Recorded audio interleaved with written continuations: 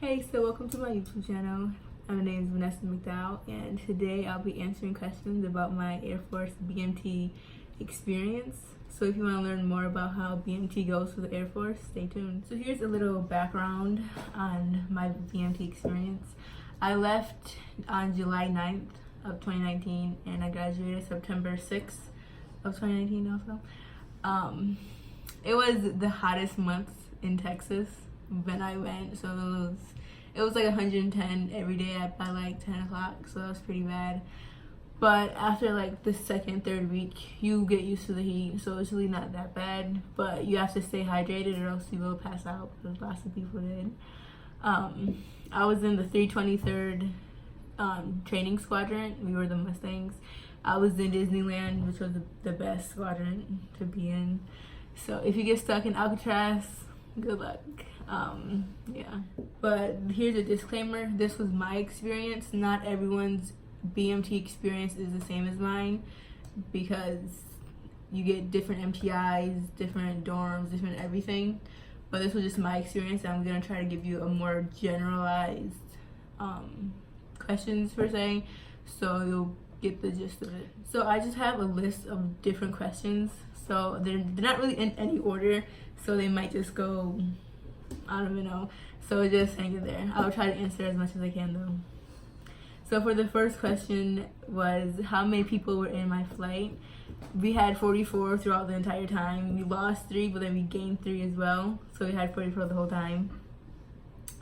How long were the showers? That really depends. In like the first week or so, they were only like 10 minutes, but then some days they'll be less, some days they'll be more. On Sundays, always we really got long showers because there were no MTIs on Sundays, so we got to take like 20-30 minute showers, so that was good. But generally they were about like 15 minutes to be showered and dressed, so if you could get dressed fast, you can get a longer shower. And there were like, I believe there were like 25-ish shower heads, but some of them were always cold, or some were like burning hot, so it really was like 20, I don't know. It wasn't that bad though. What was the most common thing my flight got yelled at for? For my flight, it was talking. Like, we could not stop talking, I swear, like ever. Even in like 7th week, we still could not stop talking. But our MTIs were pretty cool, so they didn't really yell at us that much. So we really lucked out with them. I got a few questions on PT there, so I'll try to give you how PT went. So every single day we wake up at 5:45, and then by 5:55, we have to fall out and go downstairs to the PT pad and stuff. And that was even on weekends when we didn't have PT. Well, on Sunday, we had PT on Saturday too. But on strength days, well, even every other, it will go strength days, endurance days, so like run days. And on run days, all you had to do was run for 26 minutes straight. And like, if you had to take a break here and there, you were allowed to, but you might get like yelled at, so yeah. And there were 4 lanes for running. It was red, yellow, green, blue. Blue was the best lane. If you ran under 12 minutes on your PT test, you'll be in the blue lane. And I think it was 13:30. Between 13:30 and 12 minutes, you'll be in the green lane. And then I want to say around like 15 minutes ish to 13:30, you'll be in the yellow lanes, and anything less than that, you'll be in the red lanes. I was in the blue lane myself because I got 11:54 on my run, I believe. So, oh yeah. And that really all you really did was just run for the run days. You would have like stretches before and then cool downs after, but the stretches really didn't do anything. Like, they were really dumb stretches, but yeah. And then for strength days, it was the same thing every strength day. Like, the routine of it, there were the sit-ups, the push-ups, leg lifts, mountain climbers, squat thrust, and then the last one, which was the worst one, was the pyramid push-ups.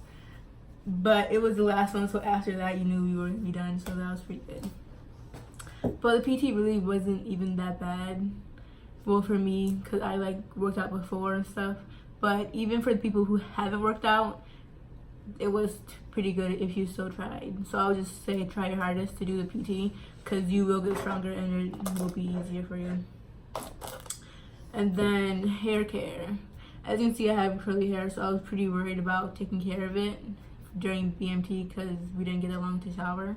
But it was pretty easy because the way I did it, I would like wash it every few days, and then I would put 2 braids or 2 twists in the front and then braid it in the back, and then I would just twist the braid into a bun, so then it would stay untangled and it wouldn't really get that messed up. And then after like 2 days, I would wash it and just like do that again. And my hair is like sort of like permanently parted in the middle because of that, because I did it like every single day at BMT. But it was good while it lasted, and it didn't damage my hair, so that was pretty good. And then chow, which is like the meals of the day. We got 3 meals a day, no snacks, sadly. We got breakfast normally like right after PT. It would be between like 7:30ish to like 8 o'clock normally. And honestly, I really love that food in BMT. Like, it was really good food, but like some people hated it, but I think it was pretty good. And then for lunch, it would be between around 11:30 to like 12:30 ish, something like that. And then for dinner, it was like 5 o'clock until like 6 ish, yeah, something like that. Yeah, personally, the best meal was breakfast every day because it was always good.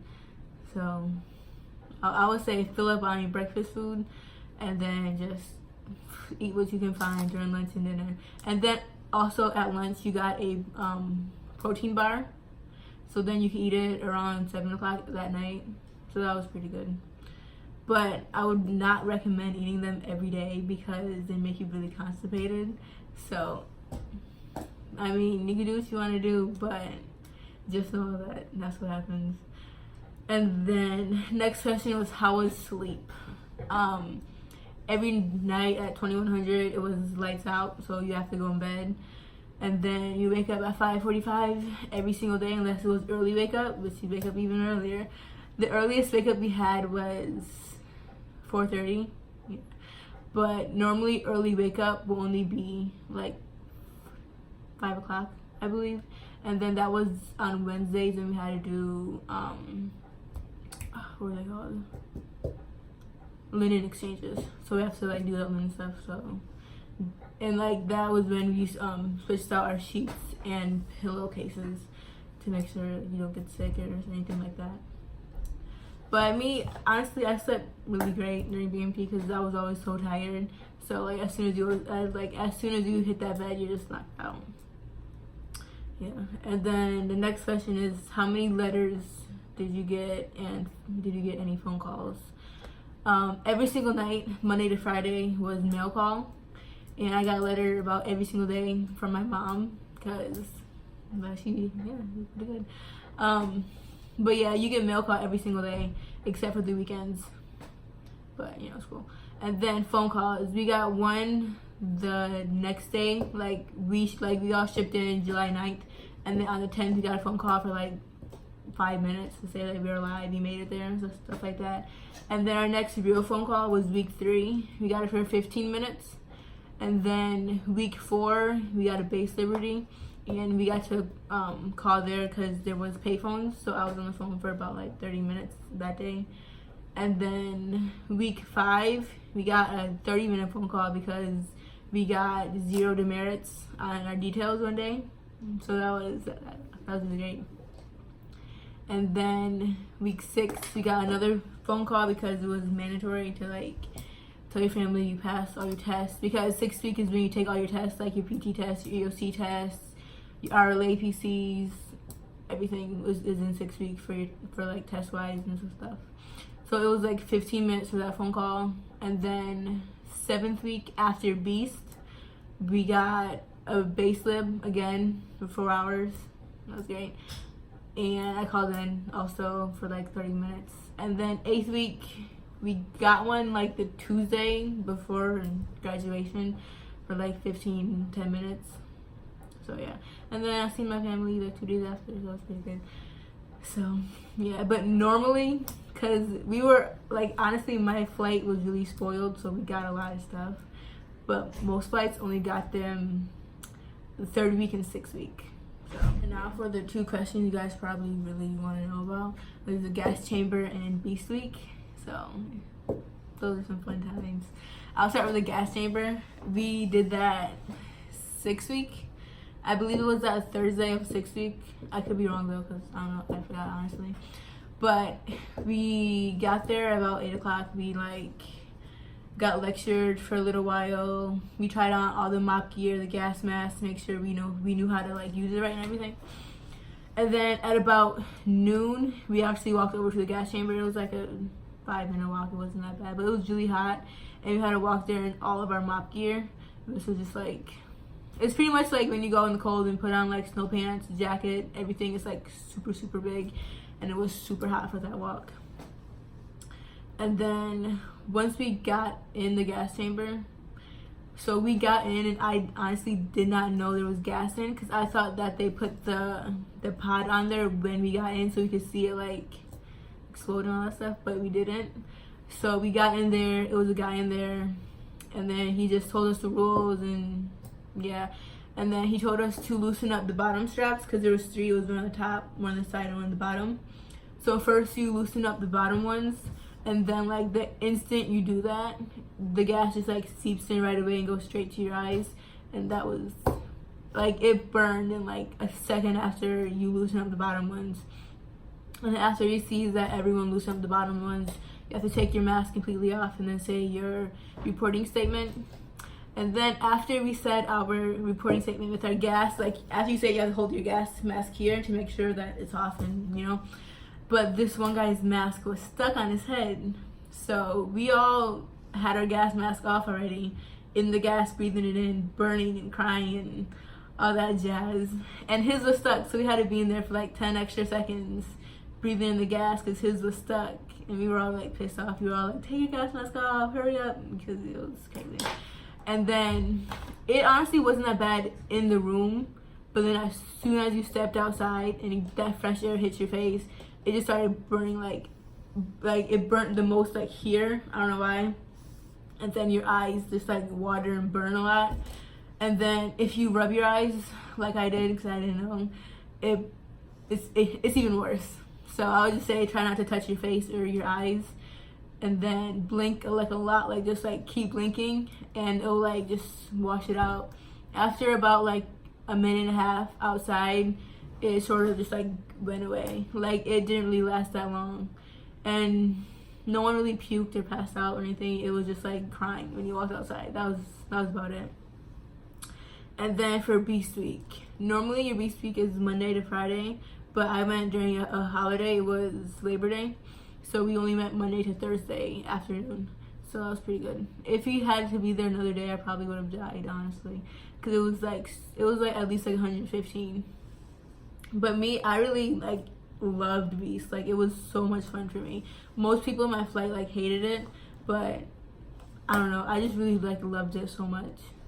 It was because like the vibe there was just like unreal. Like it just really felt like you were like really in the military, and like you had like family all around you.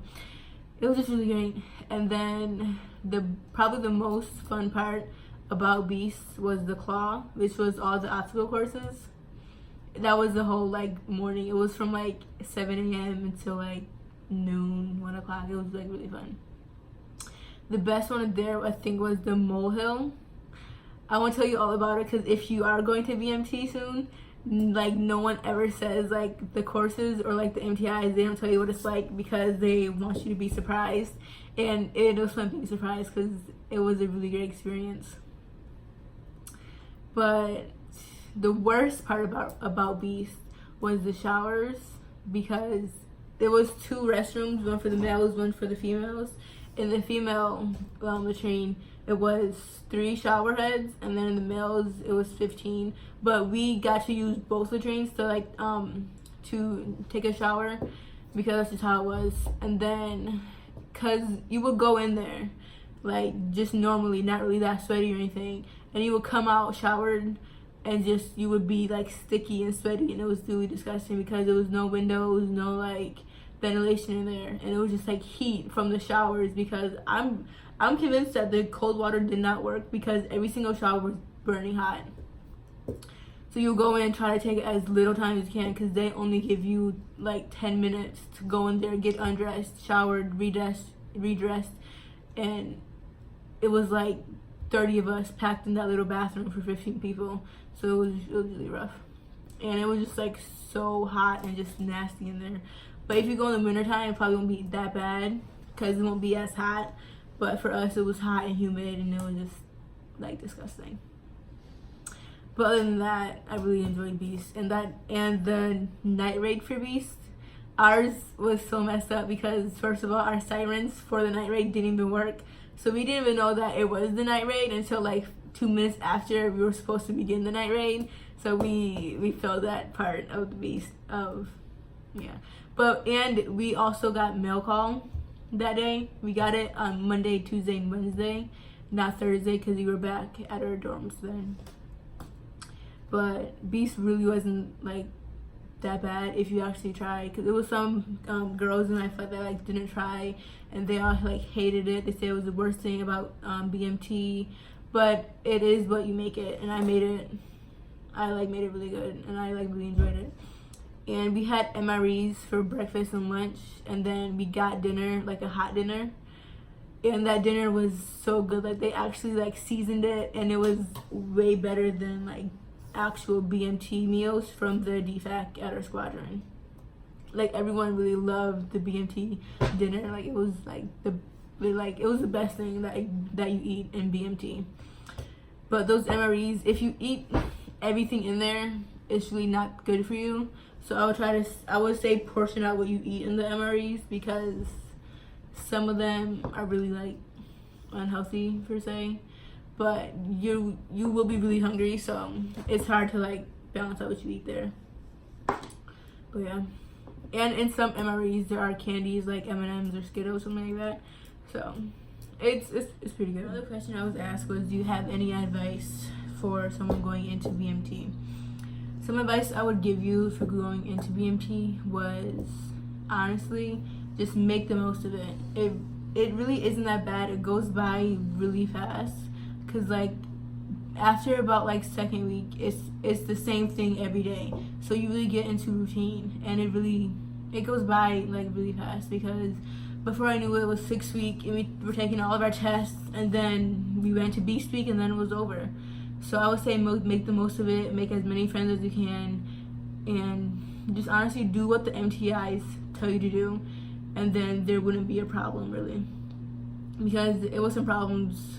Like, not with my flight per se, because my flight really was pretty good with like rules and stuff, but it was some other flights that I just never paid attention. They got family time taken away, and they didn't enjoy it because they made it out to be bad. So I would just say make the most of it, do what you're told, and just don't really start a problem with anybody, because drama is the worst thing about BMT, if there is drama. It was a handful of drama in my flight, but it was never to the point where like, I don't know, like it was all just like little drama. It was like a person for like a day, and then they'll be over it, because you really don't have time to like entertain the drama, because we're always doing something. It's always something to do.